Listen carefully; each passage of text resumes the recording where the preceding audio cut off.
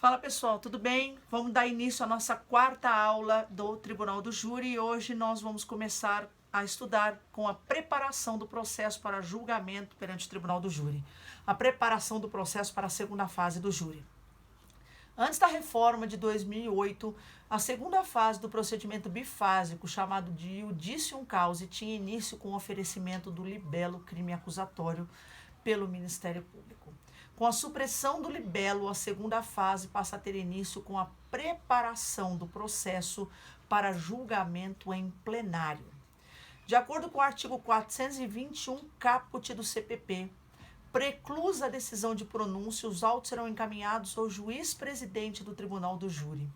Ao receber os autos, diz o artigo 422 do mesmo Código de Processo Penal, que o presidente do Tribunal do Júri deve determinar a intimação do órgão do Ministério Público ou do querelante, no caso da queixa subsidiária, e do defensor para que no prazo máximo de 5 dias apresentem o rol de testemunhas que irão depor em plenário até o máximo de 5, oportunidade em que farão juntar documentos e requerer diligências, como, por exemplo, reconstituição do crime, complementação de algum laudo pericial, etc. Gente, qualquer testemunha pode ser arrolada na fase de preparação do processo para julgamento em plenário, independentemente da testemunha ter sido ouvida ou não no inquérito policial ou na primeira fase do Tribunal do Júri, no procedimento bifásico do Tribunal do Júri, é plenamente possível que ela seja novamente arrolada para depor em plenário. Nesse número máximo de 5 testemunhas, não se incluem os informantes, as testemunhas referidas, bem como o ofendido. Por ocasião da apresentação do rol de testemunhas, a acusação e a defesa devem declarar expressamente que o fazem em caráter de imprescindibilidade. Lembrem-se, tem que arrolar a testemunha em caráter de imprescindibilidade, postulando sua intimação por mandado em endereço indicado pelas partes. O artigo 461 do CPP diz que a ausência de uma testemunha ao julgamento só dará ensejo ao adiamento desse julgamento se ela for arrolada em caráter de imprescindibilidade. Então, não sendo arrolada em caráter de imprescindibilidade, a testemunha faltando, o julgamento não será arrolado pela falta da testemunha. Tá? Por ocasião da apresentação do rol de testemunhas, a acusação e a defesa devem declarar expressamente, então, que o fazem em caráter de imprescindibilidade. Se, nessa hipótese, não sendo o caso de arrolar em caráter de imprescindibilidade, não compareceu, não adiou o julgamento, faz o julgamento e a testemunha não será ouvida. Ordenamento do processo. Então, qual é a ordem do... Vamos lá, vamos ver como é que se faz esse ordenamento. Deliberando sobre os requerimentos das provas a serem produzidas ou exibidas em plenário e adotadas as providências devidas, o que o juiz-presidente deve fazer? O juiz-presidente ordenará as diligências necessárias para sanar qualquer nulidade ou esclarecer qualquer fato que interesse ao julgamento da causa. 2. Fará um relatório sucinto do processo, determinando sua inclusão em pauta da reunião do Tribunal do Júri. Isso está no artigo 423, incisos 1 e 2 do CPP. Esse artigo 423, em seu inciso 2 do CPP, também prevê a elaboração de um relatório sucinto do processo pelo juiz-presidente, como eu acabei de falar para vocês. Antes da reforma de 2008, esse relatório era lido no plenário do júri, depois do interrogatório do acusado. Então, o juiz-presidente faria um relatório do processo, expondo o fato e as provas e as conclusões das partes. Depois era realizada a leitura de peças. Com a alteração de 2008, Lei 11.689, esse relatório passa a ser feito pelo juiz-presidente por ocasião da preparação do processo, gente, para o julgamento em plenário, devendo ser entregue aos jurados imediatamente após a formação do conselho de sentença. Está no artigo 472, parágrafo único do CPP. Então, antes das mudanças, os destinatários do relatório eram apenas as partes, não só as partes, como também os jurados e o público, com a nova sistemática depois de 2008, que visou imprimir maior celeridade ao julgamento, maior rapidez, evitando-se a leitura de peça em plenário, o relatório passa a ser entregue aos jurados após a formação do conselho de sentença, permitindo assim que os jurados possam conhecer as teses da acusação, as teses da defesa apresentadas até aquele momento, bem como as provas constantes do processo. Agora sim, qual é a ordem de julgamento? Ordenado o processo, feito uma ordenação do processo lá pelo juiz. Qual é a ordem que vai ser julgado? Qual é a ordem que vão ser julgados os processos? Isso está no artigo 429 do CPP, que dispõe que, salvo motivo relevante, a ordem de realização das sessões de julgamento do júri é a seguinte. Artigo 429, inciso 1. Primeiro julgam-se os acusados presos. Inciso 2. Dentre os presos, aqueles que estiverem há mais tempo na prisão. Inciso 3. Em igualdade de condições, os precedentemente pronunciados. Isso está no artigo 429, incisos 1, 2 e 3. O próprio caput do artigo 429 estabelece que essa ordem pode ser alterada diante da presença de algum motivo relevante, como, por exemplo, autoriza-se a antecipação de julgamento, por exemplo, de processo de acusado solto que pode ter preferência sobre os demais em face de iminente extinção da punibilidade, uma prescrição iminente, por exemplo, uma prescrição da pretensão punitiva. Habilitação do assistente da acusação. Se o assistente da acusação, sendo ofendido o seu representante legal, ou na falta deste, o cônjuge, o companheiro, ascendente, descendente ou irmão, o CAD, o cônjuge, o companheiro, ascendente, descendente ou irmão, pretender atuar no plenário do júri deve requerer sua habilitação até 5 dias antes da respectiva sessão de julgamento. É isso que está escrito no artigo 430 do CPP, que dilatou o prazo da antiga redação do parágrafo único do artigo 447, que era só de 3 dias. Agora são 5 dias. Ok, organização do júri. Artigo 447 do CPP diz que o tribunal do júri é composto por um juiz togado, que é o seu presidente, e 25 jurados que serão sorteados dentre os alistados, 7 dos quais constituirão o conselho de sentença em cada sessão de julgamento. Apesar de tomarem parte nos trabalhos, gente, o Ministério Público e o defensor não fazem parte do tribunal do júri. Então, o tribunal do júri só faz parte do tribunal do júri essas pessoas, ou seja, os 25 jurados e o juiz presidente. Aos jurados compete decidir sobre a existência do crime e se o acusado concorreu para a prática do fato delituoso na condição de autor ou partícipe. Também incumbe ao jurado decidir pela condenação ou pela absolvição do acusado, sendo que no caso de condenação, eles devem deliberar sobre a presença de causas de aumento de pena, qualificadoras e causas de diminuição. Então, ao jurado incumbe decidir isso. E o juiz presidente compete proferir a sentença em conformidade com o que foi decidido pelo conselho de sentença. Gente, como vigora em relação aos jurados o sistema da íntima convicção, para o juiz, que é o livre convencimento motivado, mas para o jurado é o sistema da íntima convicção, pode-se dizer, então, que no mérito a sentença não tem motivação. A motivação da sentença, a fundamentação da sentença será a resposta dos quesitos. E, posteriormente, o juiz presidente fará a dosimetria da pena, obviamente, em caso de condenação. Quais são os requisitos para ser jurado? Bom, o serviço do júri ele é obrigatório, sendo que o alistamento deve compreender cidadãos maiores de 18 anos de notória idoneidade. Artigo 436, caput do CPP. Esse artigo exige que o jurado, também chamado de juiz de fato, juiz leigo ou juiz do povo, seja cidadão, assim compreendido aquele nascido no Brasil ou naturalizado brasileiro e que se encontre no gozo dos seus direitos políticos. A função de jurado pode ser exercida, então, tanto por brasileiro nato quanto por naturalizado, tá? O brasileiro, ao dispor sobre cargos privativos do brasileiro nato, o artigo 12, parágrafo 3º, não contempla a função de jurado. Então, entende-se que tanto o brasileiro nato quanto o naturalizado podem ser jurados. Quanto à idade mínima para ser jurado, antes da reforma processual de 2008, essa idade era de 21 anos. Então, essa idade, em 2008, passou a ser de 18 anos e não mais de 21 anos. O artigo 437, inciso 9 do CPP, dispõe que os cidadãos maiores de 70 anos que requererem sua dispensa estarão isentos do serviço do tribunal do júri.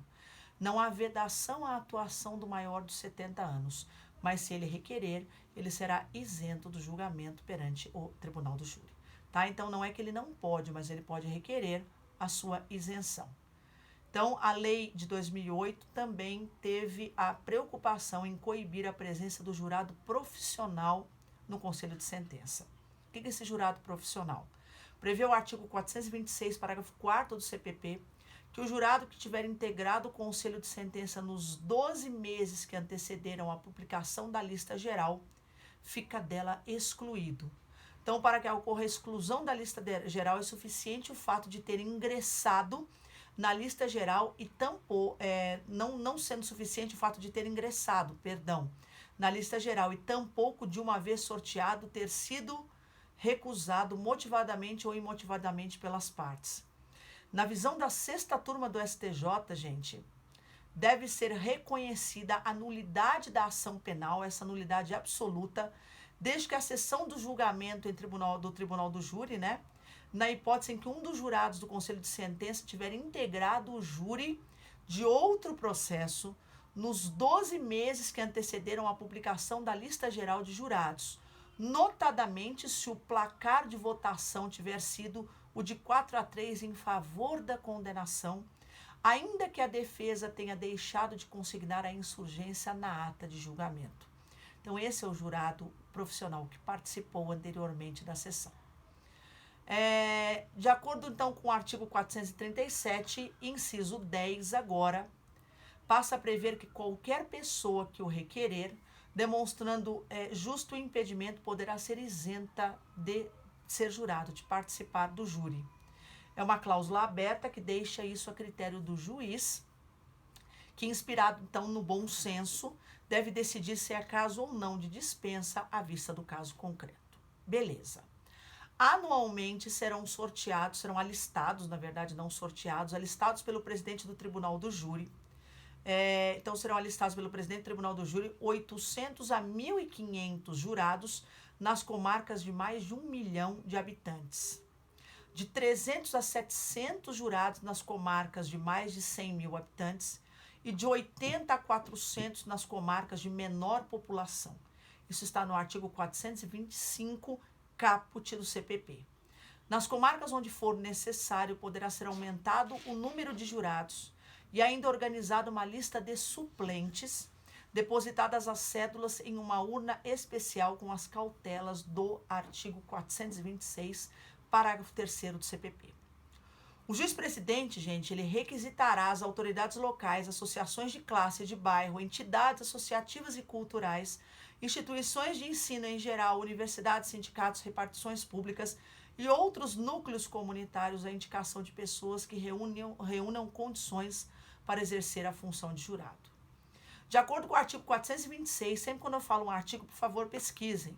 Artigo 426 do CPP, a lista geral dos jurados, com indicação das respectivas profissões, será publicada pela imprensa até o dia 10 de outubro de cada ano e divulgada em editais afixados à porta do Tribunal do Júri. Juntamente com a lista, serão transcritos os artigos 436 até 446 do CPP. Esta lista pode ser alterada de ofício ou mediante reclamação de qualquer do povo ao juiz-presidente até o dia 10 de novembro, data de sua publicação definitiva. Artigo 426, parágrafo 1º do CPP.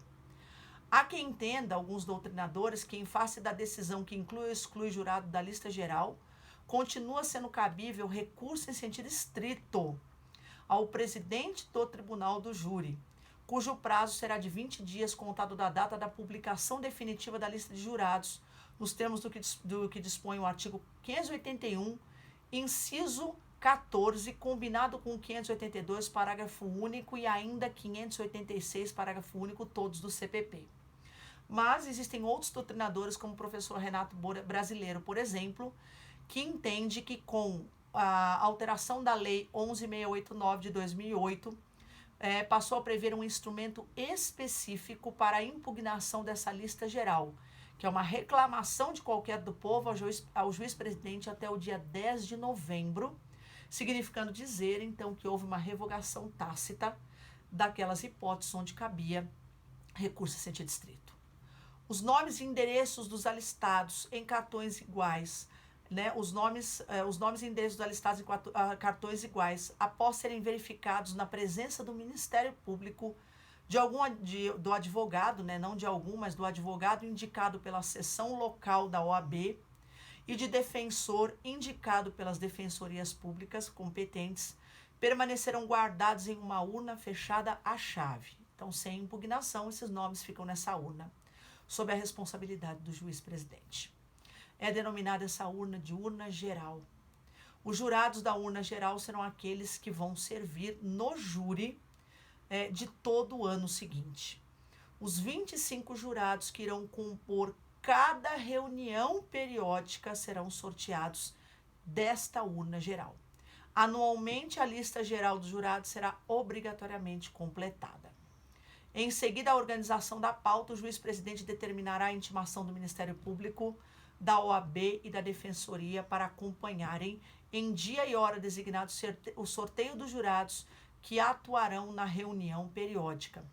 Esse sorteio é presidido pelo juiz-presidente e far-se-á a portas abertas, cabendo-lhe retirar as cédulas até completar 25 jurados para a reunião periódica ou extraordinária. O sorteio deve ser realizado entre o 15º e o 10º dia útil antecedente à instalação da reunião periódica. A audiência de sorteio não será adiada pelo não comparecimento das partes. O jurado não sorteado poderá ter seu nome novamente incluído para as reuniões futuras. A convocação do jurado será feita pelo correio ou por qualquer meio hábil para comparecer no dia e hora designados para a reunião periódica, sob as penas da lei. No mesmo expediente de convocação, serão transcritos os artigos 436 até o artigo 446 do CPP. Serão afixados na porta do edifício do Tribunal do Júri a relação dos jurados convocados, o nome do acusado, dos procuradores das partes, além do dia e hora das sessões de instrução e julgamento. Quanto à responsabilidade criminal dos jurados, esta está prevista no artigo 445 do CPP, que estabelece que o jurado, no exercício da função ou a pretexto de exercer essa função de jurado, será responsável criminalmente nos termos em que são responsáveis os juízes togados. Então, a responsabilidade penal do jurado é a mesma responsabilidade penal do juiz togado. Então, cuida-se do jurado de pessoa que, embora transitoriamente sem remuneração, exerce uma função pública. Daí porque é considerado funcionário público nos termos do que dispõe o artigo 327 do Código Penal. Então, esse jurado pode ser responsabilizado criminalmente pela prática de crimes de concussão, prevaricação, corrupção passiva e etc. Tá? Se ele é funcionário público nos termos do artigo 327, ele pode praticar crimes funcionais. Recusa injustificada. É possível que o jurado sorteado seja recusado. E essa recusa, ela não precisa ter uma justificativa, por isso que ela se chama recusa injustificada.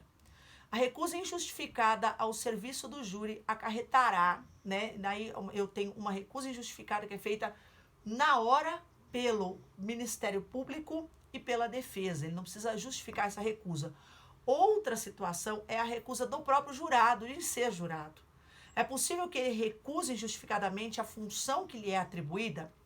Pois bem, a recusa injustificada do jurado, nos termos do artigo 436, parágrafo 2º, acarretará o pagamento por ele de uma multa no valor de 1 a 10 salários mínimos, a critério do juiz, a fixação desse valor, de acordo com a condição econômica do jurado. Nos mesmos termos, se o jurado injustificadamente deixar de comparecer no dia marcado para a sessão de julgamento, ou se ele retirar-se antes de ser dispensado pelas partes, tá? Pelo presidente do tribunal do júri, será aplicada uma multa de 1 a 10 salários mínimos a critério do juiz, de acordo também com a sua condição econômica. Aí, essa outra parte está no artigo 442.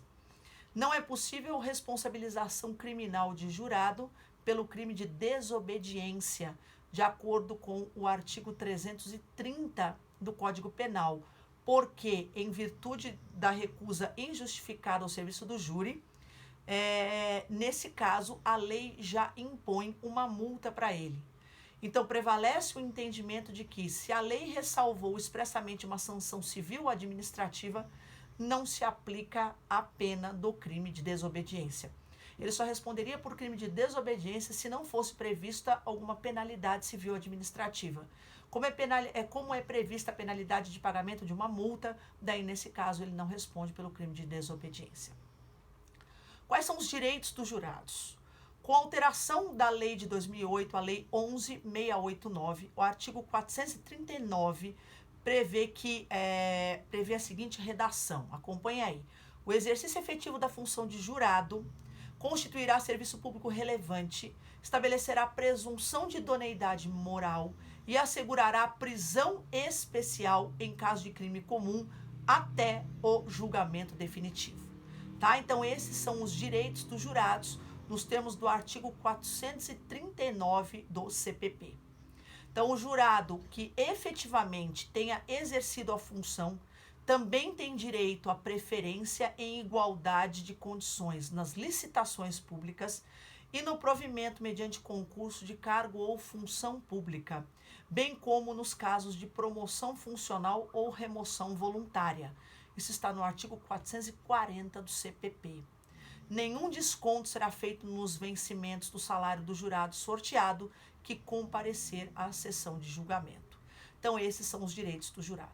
Gente, como o bloco foi pesado, a gente falando muito de jurado, etc., direitos do jurado, quem pode ser jurado, qual a idade do jurado, eu vou encerrar ele por aqui, até porque no próximo bloco nós vamos começar a sessão de julgamento, ou seja, nós vamos iniciar a segunda fase efetivamente do tribunal do júri. Só que aí dentro da sessão de julgamento a gente tem um monte de coisa para estudar, a gente tem para estudar a diferença de reunião periódica para sessão periódica, o que vai acontecer com as ausências, se houver ausência de promotor, do próprio juiz, se houver ausência do defensor, ausência de testemunhas. Então, como nós vamos começar o estudo da sessão de julgamento e para a gente não cortar o vídeo no meio, a gente deixa para estudar isso no próximo bloco, no próximo vídeo. Então, obrigada e até o próximo bloco.